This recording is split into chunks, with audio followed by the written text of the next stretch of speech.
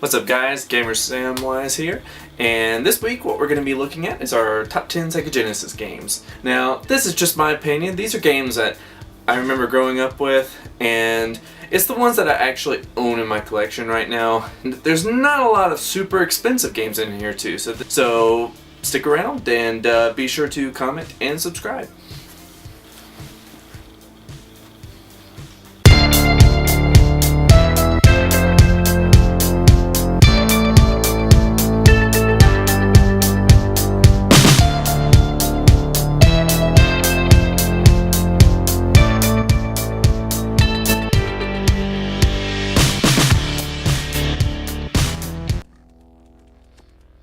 Our first game that we're going to check out from our Genesis Top 10 list is Earthworm Jim.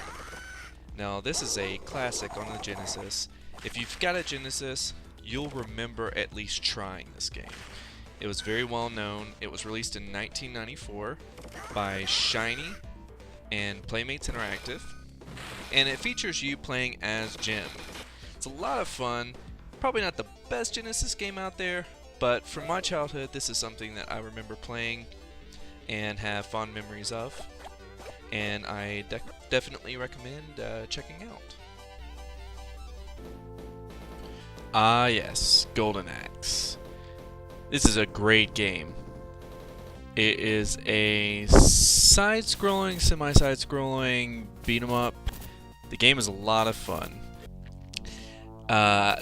Really, these games stand out to me just because of the fact that even though these were earlier releases, having been released in 1991, they still stand the test of time even today. They're still so much fun to play. And really, between the first and second, you really can't go wrong on either one. They're both a lot of fun to play. The second just expands on the first one even more.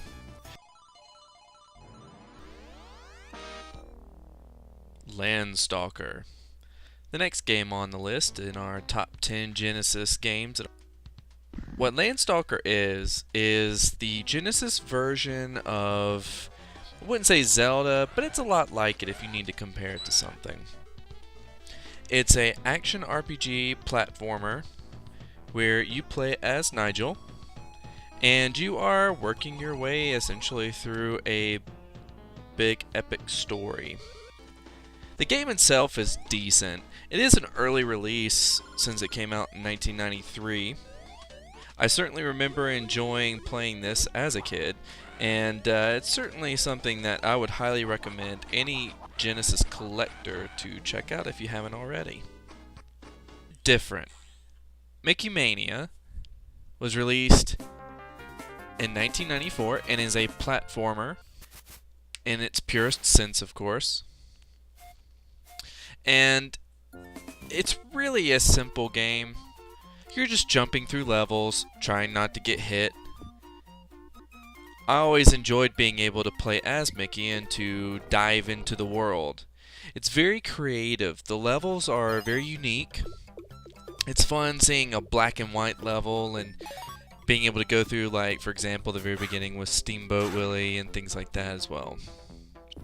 Now, I actually felt like it was a fairly difficult game as well. So it's one of those that it can be frustrating, and I think sometimes that may be due to the controls, but it's a lot of fun, and it's definitely one of those games that I recommend picking up if you can find it cheap. So on this, we have Mickey Mania.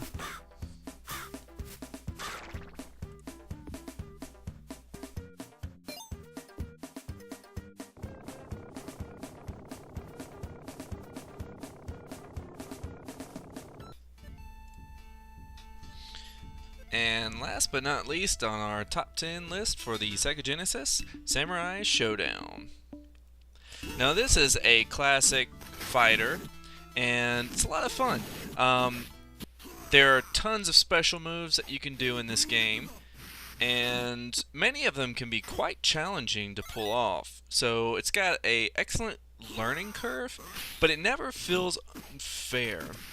There are quite a few challenging fights in the game, and there are a few moves that certain characters have that can render them essentially unkillable if the right person gets a hold of them.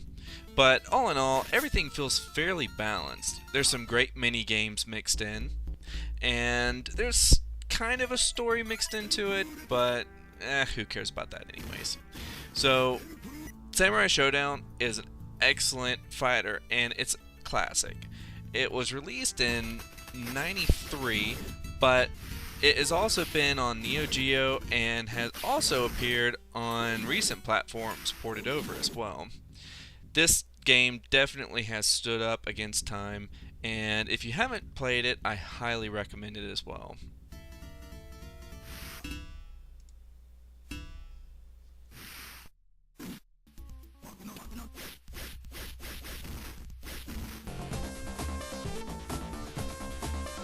So our next game that we're going to look at is Separation Anxiety. This is Spider-Man and Venom, and is actually the sequel to Maximum Carnage, which was also released on the Sega Genesis. Now, this is your typical beat 'em up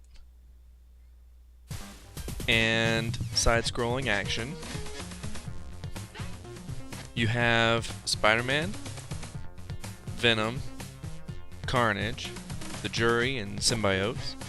And as you're fighting through the game, it's very simple combat.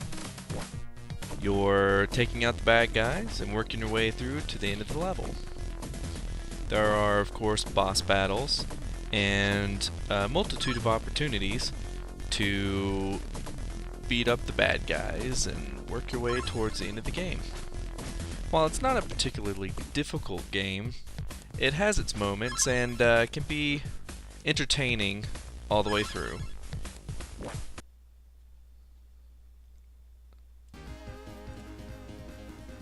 Okay. Now I know a lot of people aren't too crazy about this game. Sonic 3D Blast on the Sega Genesis. Now this game was released in 1996, and it is a 3D platforming game featuring Sonic and Dr. Robotnik. And at its core, it's essentially a Sonic game. There's nothing revolutionary about it, but I have a lot of nostalgia about this game. I remember seeing commercials for this on TV and thinking, wow, that looks so cool. And I also remember spending an entire summer trying to do chores and other things so that I could convince my parents to actually buy this for me. It's a lot of fun, and it's a simple game. It's not probably the best platforming game out there, and there's a lot of stuff in it that can just be really, really frustrating, but I highly recommend it. The Genesis version is actually good, but a lot of people do say that on some of the different ports that it was a little bit better, like for example the Saturn. And there is a version on the Game Gear, but unfortunately I do not own that one yet, so I will not comment on it. But if you haven't tried Sonic 3D Blast, I highly recommend it.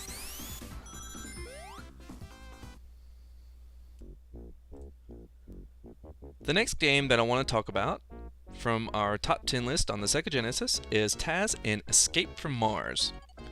Now this game was actually released by Sega in 1994 for the Sega Mega Drive and the Sega Game Gear. This game features Taz from Looney Tunes and Marvin the Martian, and the game was also later ported to the Master System in '97. The general plot is that Taz is abducted from his planet by Marvin, and it sends you off on this grand adventure through the universe. This game is a lot of fun, and it offers some excellent platforming. There are some great boss battles, and the levels are very varied, and some fun can be had with the spinning and looping through the levels at high speeds. Of course, the power-ups as you go through are a lot of fun as well. There's everything from shrinking to growing to shooting rocks and flamethrowers as well. And of course, flight.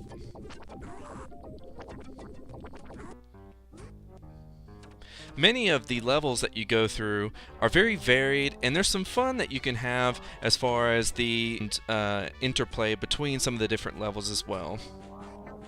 The controls are nice and tight, albeit maybe a little bit too fast in certain situations, but this is a great game, and if you haven't tried it, I highly recommend it.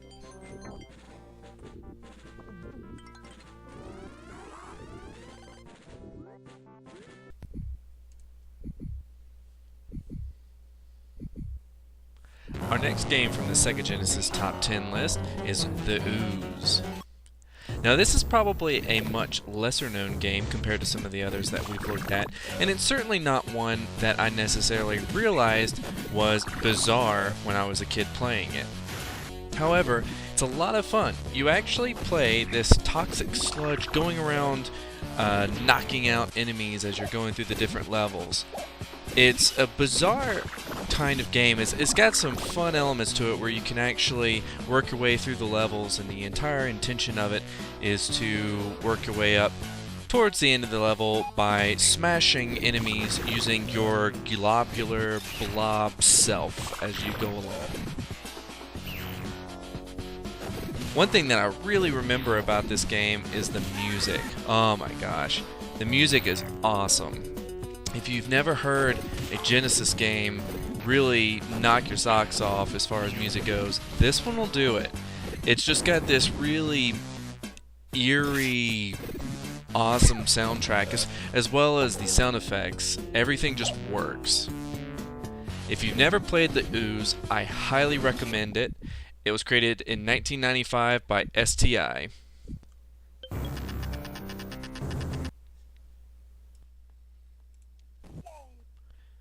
So at number 3 on our top 10 for the Sega Genesis, we have Vector Man. Now Vector Man was released in 1995 and is a action platformer where you go through as Vector Man, an Orbot that is in charge of cleaning up the planet from sludge and other devious creatures and robots and bosses and things like that. One thing that's so much fun about Vector Man is the fact that it has loads of power-ups that you can get. You charge up these power-ups and you can go through and fight all of the sludge people and the different robots in the stages, and you have giant boss battles. The game is a lot of fun. The controls are super tight, and it's not super hard. So it's one that you can just kind of jump into and play and have a blast enjoying going through the game.